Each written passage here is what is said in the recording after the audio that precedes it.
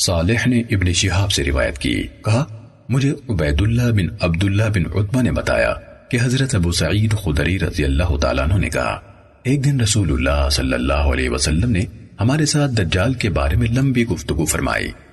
اس میں آپ نے ہمارے ساتھ جو بیان کیا اس میں یہ بھی تھا کہ آپ نے فرمایا وہ آئے گا، اس پر مدینے کے راستے حرام کر دیے گئے ہوں گے، وہ مدینے سے متصل ایک نرم شریلی زمین تک پہنچے گا، اس کے پاس ایک آدمی مدینے سے نکل کر جائے گا جو لوگوں میں سے بہترین یا بہترین لوگوں میں سے ایک ہوگا، اور اسے کہے گا میں گواہی دیتا ہوں کہ تو ہی دجال ہے، جس کے بارے میں رسول اللہ صلی اللہ علیہ وسلم نے اپنی گفتگو میں ہمیں بتایا تھا۔ تو دجال اپنے ساتھ موجود لوگوں سے کہے گا تم لوگوں کا کیا خیال ہے کہ اگر میں اس شخص کو قتل کر دوں اور پھر اسے زندہ کر دوں تو کیا اس معاملے میں تمہیں کوئی شک باقی رہے گا؟ وہ کہیں گے نہیں۔ وہ اس شخص کو قتل کرے گا اور دوبارہ زندہ کر دے گا۔ جب وہ اس شخص کو زندہ کرے گا تو وہ اسے کہے گا اللہ کی قسم تمہارے بارے میں مجھے اب سے پہلے اس سے زیادہ بصیرت کبھی حاصل نہیں تھی۔ فرمایا دجال اسے قتل کرنا چاہے گا لیکن اسے اس شخص پر تسلط حاصل نہیں ہو سکے گا۔ ابو وداق نے حضرت ابو سعید خدری رضی اللہ تعالیٰ عنہ سے روایت کی، کہا رسول اللہ صلی اللہ علیہ وسلم نے فرمایا دجال نکلے گا تو مومنوں میں سے ایک شخص اس کا رخ کرے گا، اسے اسلحہ بردار محافظ یعنی دجال کے اسلحہ بردار محافظ ملیں گے اور اس سے پوچھیں گے کہاں جانا چاہتے ہو؟ وہ کہے گا میں اس شخص کی طرف جانا چاہتا ہوں جو اب نمودار ہوا ہے۔ وہ اسے کہیں گے کیا تم ہمارے رب پر ایمان نہیں رکھتے؟ وہ کہے گا ہمارے رب کی ربوبیت اور صفات میں کوئی پوشیدگی نہیں۔ وہ اس کی بات پر مطمئن نہ ہوتے ہوئے کہیں گے اس کو قتل کر دو۔ پھر وہ ایک دوسرے سے کہیں گے کیا ہمارے رب نے ہمیں منع نہیں کیا تھا کہ اس کے سامنے پیش کرنے سے پہلے کسی کو قتل نہ کرو؟ وہ اسے دجال کے پاس لے جائیں گے۔ وہ مومن جب اسے دیکھے گا تو کہے گا لوگو یہ وہی دجال ہے جس کا ذکر رسول اللہ صلی اللہ علیہ وسلم نے فرمایا تھا۔ فرمایا تو دجال اس کے بارے میں حکم دے گا تو اس کے اعضاء کو کھینچ کر باندھ دیا جائے گا، پھر وہ کہے گا اسے پکڑو اور اس کا سر اور منہ توڑ دو، تو مار مار کر اس کا پیٹ اور اس کی کمر چوڑی کر دی جائے گی۔ فرمایا پھر وہ یعنی دجال کہے گا کیا تم مجھ پر ایمان نہیں لاؤ گے؟ فرمایا تو وہ کہے گا تم جھوٹے یعنی بناوٹی مسیح ہو۔ فرمایا پھر اس کے بارے میں حکم دیا جائے گا تو اس کی پیشانی سے اسے آری کے ساتھ چیرا جائے گا یہاں تک کہ اس کے دونوں پاؤں الگ الگ کر دیے جائیں گے۔ فرمایا پھر دجال دونوں ٹکڑوں کے درمیان چلے گا، پھر اسے کہے گا کھڑے ہو جاؤ، چنانچہ وہ سیدھا کھڑا ہو جائے گا۔ فرمایا وہ پھر اس سے کہے گا کیا مجھ پر ایمان لاتے ہو؟ وہ کہے گا اس سب کچھ سے تمہارے بارے میں میری بصیرت میں اضافے کے سوا اور کچھ نہیں ہوا۔ فرمایا پھر وہ شخص کہے گا لوگو یہ دجال اب میرے بعد لوگوں میں سے کسی کے ساتھ ایسا نہیں کر سکے گا۔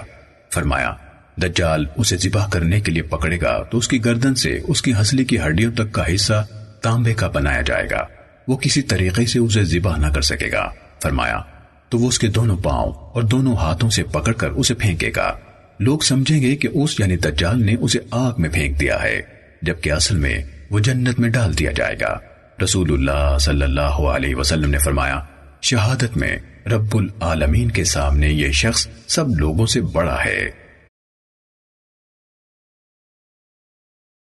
معاذ عنبری نے کہا ہمیں شعبہ نے نعمان بن سالم سے حدیث بیان کی، انہوں نے کہا میں نے یعقوب بن عاصم بن عروہ بن مسعود ثقفی سے سنا، وہ کہتے ہیں میں نے حضرت عبداللہ بن عمر رضی اللہ تعالیٰ عنہ سے سنا، ان کے پاس ایک شخص آیا اور کہا یہ کیا حدیث ہے جو آپ بیان کرتے ہیں کہ فلاں فلاں بات ہونے تک قیامت قائم ہو جائے گی؟ انہوں نے سبحان اللہ یا لا الہ الا اللہ یا اس جیسا کوئی کلمہ کہا اور کہنے لگے میں نے پختہ ارادہ کر لیا کہ میں کسی کو کبھی کوئی بات نہیں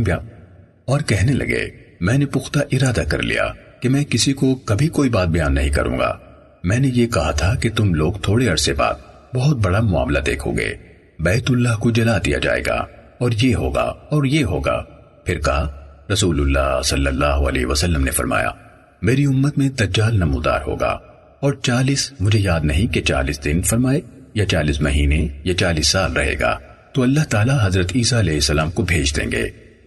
وہ اس طرح ہیں جیسے حضرت عروہ بن مسعود رضی اللہ تعالیٰ عنہ، آپ اسے ڈھونڈیں گے اور اسے ہلاک کر دیں گے، پھر لوگ 7 سال تک اس حالت میں رہیں گے کہ کوئی سے 2 آدمیوں کے درمیان دشمنی تک نہ ہوگی۔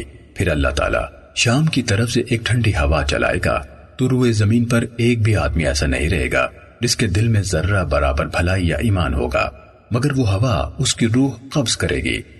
یہاں تک کہا اگر تم میں سے کوئی شخص پہاڑ کے جگر میں گھس جائے گا تو وہاں بھی وہ ہوا داخل ہو جائے گی یہاں تک کہ اس کی روح قبض کر لے گی۔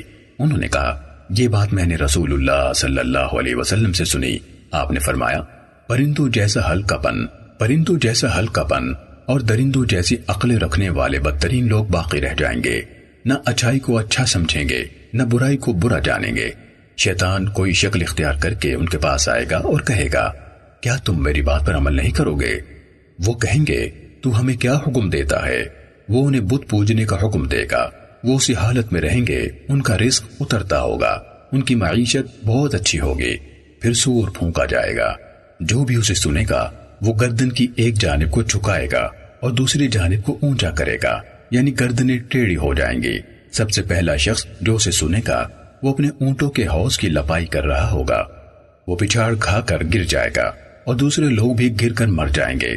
اس کے بعد اللہ تعالیٰ ایک بارش نازل فرمائے گا جو ایک پھوار کے مانند ہوگی یا سائے کی طرح ہوگی۔ شک کرنے والے نعمان بن سالم ہیں، اس سے انسانوں کے جسم اگائیں گے۔ پھر سور میں دوسری بار پھونک ماری جائے گی تو وہ سب لوگ کھڑے ہو کر دیکھ رہے ہوں گے، یعنی زندہ ہو جائیں گے۔ پھر کہا جائے گا لوگو اپنے پروردگار کی طرف آؤ، اور فرشتوں سے کہا جائے گا ان کو لا کھڑا کرو، ان سے سوال پوچھے جائیں گے۔ حکم دیا جائے گا آگ میں بھیجے جانے والوں کو اپنی صفوں سے باہر نکالو۔ پوچھا جائے گا کتنوں میں سے کتنے؟ کہا جائے گا ہر 1000 میں سے 999۔ انہوں نے کہا یہ تو وہ دن ہوگا جو بچوں کو بوڑھا کر دے گا، اور وہی دن ہوگا جب پنڈلی سے پردہ ہٹا کر دیدار جمال کرایا جائے گا۔